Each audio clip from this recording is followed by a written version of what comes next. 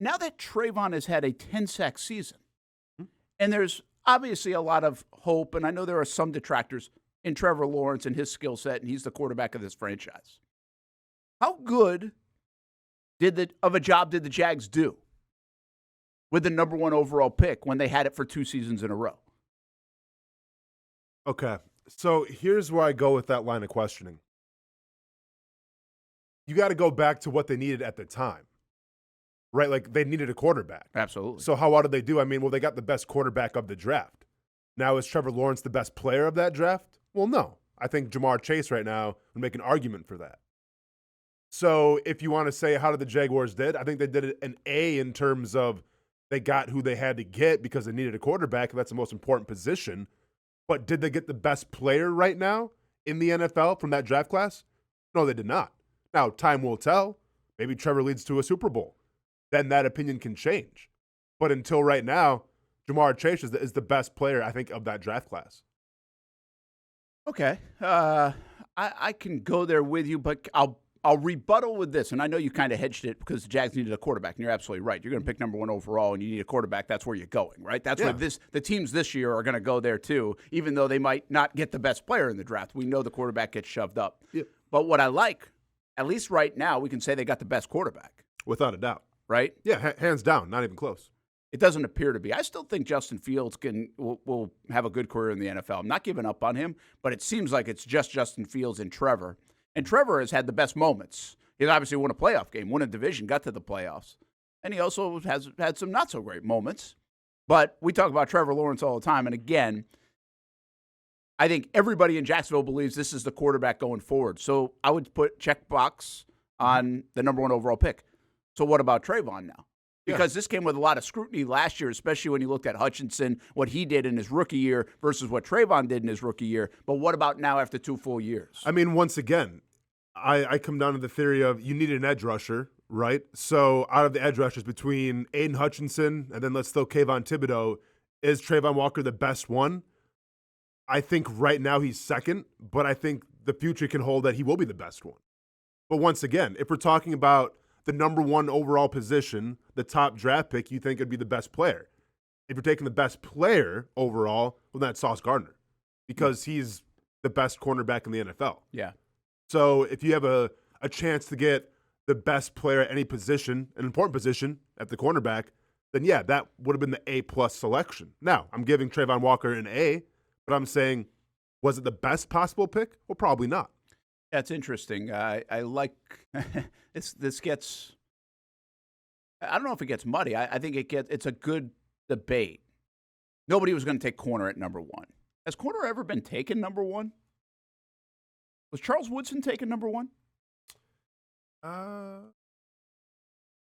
gotta believe. Like, where was Dion taken or somebody like that? Yeah. Like, I don't know if corner's ever been taken number 1. I'm looking it up right now. Maybe it has. But top 5, it certainly gets taken. Obviously, Jags took Jalen Ramsey top 5. Aduka was taken by the Lions. Okuda. I'm sorry, Okuda. Okuda. Thanks for the heads up. Okuda was taken. Denzel Ward was taken. Wait a minute. Who's Aduka? Who am I thinking of? Ime Aduka or something like that? Is there a basketball player Aduka? Did he play for Kansas? It might have. I don't know. That's a stretch. Yeah, that's a stretch. Oh, you're telling me that's a stretch now. You might be right. Hey, getting used to these early mornings things here. It's 10 o'clock, man. Hey, early enough. It's 10 o'clock. Relax. I got to have an excuse somewhere in the back Denzel pocket. Ward taken 4th overall. Patrick Peterson taken 5th overall. Jalen Ramsey taken 5th overall. Terrence Newman out of Kansas State taken 5th overall. Quentin Jammer taken 5th overall. Charles Woodson taking 4th overall. Really? So that is the high. So nobody's Sean Springs taken 3rd overall. And Sauce was what? Number 4 as well? Sauce was number 4. Okay. Yes. So nobody's taking corner number 1. Obviously, you need pass rusher. That's where you're going to go. It's a staple. We get why it is. I understand your point. Are you taking the best player in the draft? You have the chance to take the best player in the draft. And if you could do that every year, you have a hell of a roster. I mean, one would say that if you take the top pick overall, you want the best player of the draft. That's the whole point of it. That's an interesting thing, right? Because you also have needs, and there are position values. And that's why everybody, we always say, does shove quarterback to number 1. So in hindsight, though, what Trayvon just did. And I know there's a lot of like bulky detractors and everything else. We have this conversation all the time. Mm-hmm. But I think about this like in the shot conversations or whatever conversations or the bulky defense conversations. Like, what am I saying? What am I going to the table with when I meet with the owner after and being like, well, look what we have done. Look what we are doing. Well, you had a chance to change the organization with 2 number 1 overall picks. Okay. Right? Mm-hmm. You really did. Like, you have to. If you're having the number 1 pick back-to-back years, you have got to do something. This is an organization that's had a lot of trouble in the first round, in the top 10. And they had 2 number 1 overall selections. And right now I'm saying, get your franchise quarterback right now for the next 10, 12 years, we think at least. Mm-hmm. You never know. I say 10 or 12 now because everybody bounces to another team at some point, it feels like, in this day and age. And I got Trayvon Walker, who is ascending. And after year 1, this would have been a tough conversation, but it's a much easier conversation after year 2, seeing what he's doing. Yeah, but you're making it sound like bulky, like Venmo'd you the money already because like we're giving him so many props. Why are we giving a guy who had 2 number 1 picks the props? They weren't hard decisions to make. Like the Trevor Lawrence year, yeah, no kidding. Unless you were Chris Sims, you were taking Trevor Lawrence number 1. Now, how Chris Sims still has a job for saying Zach Wilson was better than Trevor Lawrence is beyond me. But hey, Chris Sims, go get your money. And then, when we talk about Aiden Hutchinson and Trayvon Walker, like those are the 2 guys. Yeah. There's going to be nobody else. Like, Sauce Gardner wasn't on that list. Thibodeau, who I liked a lot, wasn't on that list. It was either going to be Hutchinson or Walker. Now, if the Jaguars draft Hutchinson, there's something to like about him too as well, I think. I think he would have had success here. So, like, you couldn't lose. So, like, if I'm Shad Khan, I'm looking at, okay, look, I see what Trent Baalke did at number 1 overall for 2 years. Well, yeah, no kidding. It was obvious. Yeah, but the Jacksonville, I guess this is my point. We're going to hammer front office and coaches and everybody else for losing down the stretch, even though they had a bunch of guys injured. Then you got to give them credit even on the layups. You know what I mean? I mean, it's part of their resume. Like, you can't just pick and choose where you want it to, work for your story or not. The bottom line in this organization is the Jags had good players available in the top 10 in a bunch of drafts. Maybe not the number 1 overall pick. And you could argue they couldn't screw that up, and they did over the years. I mean, seriously, look at everybody around them. Now, 2013 was different, but look at other drafts where it's like, okay, everybody was good except for the guy the Jags took. Yeah. You know what I mean? So you can screw it up. Now, should you throw a parade for the guy for not screwing up? I get it. I get the Trevor one. Our dogs would have picked Trevor Lawrence. Yeah. Right? And the same thing with Trayvon Walker. It's either Trayvon or Aiden. Well, I think Thibodeau does come into play there. I think there were 3 players. They were all picked in the top 5, Austin. I mean, If a guy's picked in the top 5 and it's a position, you can go either way with that. But with Thibodeau, though, it was does he want to play football? Like, there was a lot of mental stuff. But they knew it. I mean, okay.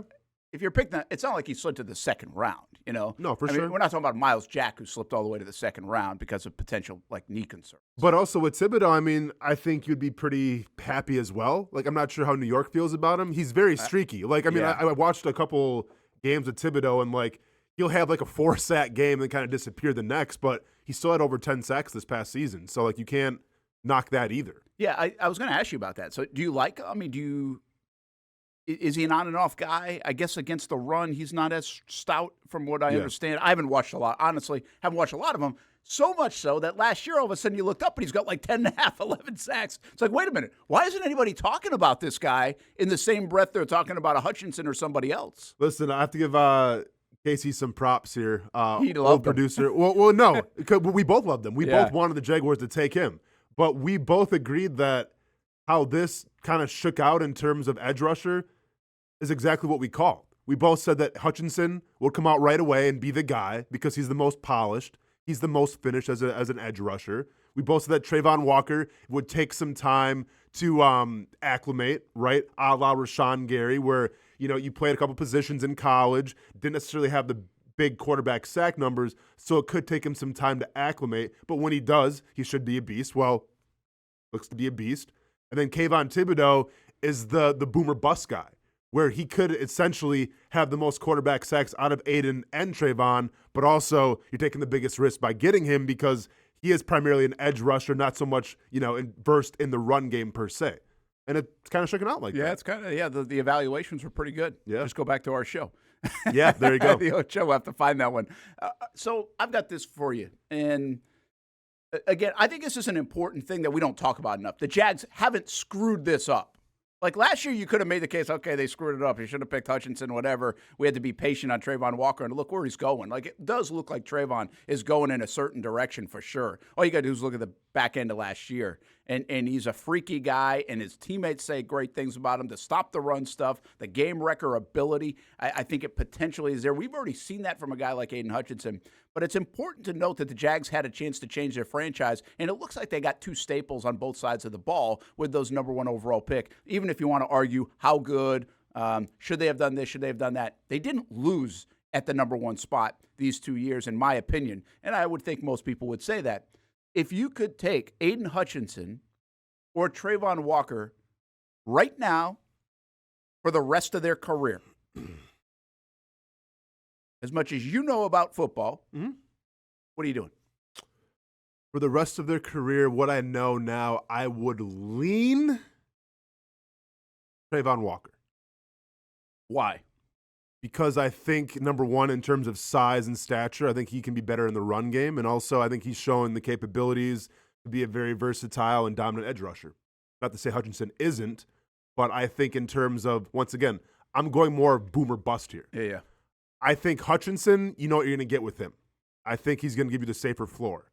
But if I'm trying to risk it for the biscuit and get a guy who can get me, 17, 18 sacks and maybe a possible in a season, I can see Trayvon Walker doing that more than Hutchinson. It's interesting you brought that up because I was thinking the same way, and I don't know this, but it looks like we are getting an ascending player that we don't know the ceiling of Trayvon Walker right now. I think that's fair to say.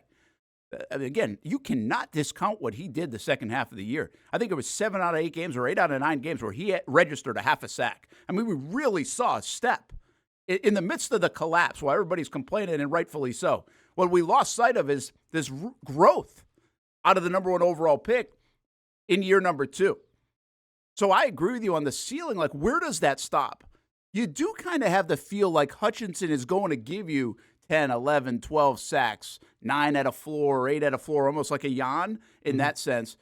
I don't know if he's getting to 16, 17, 18 sack territory. He might. Trey Hendrickson has, right? Yeah. So he might. Yeah, he very well could be.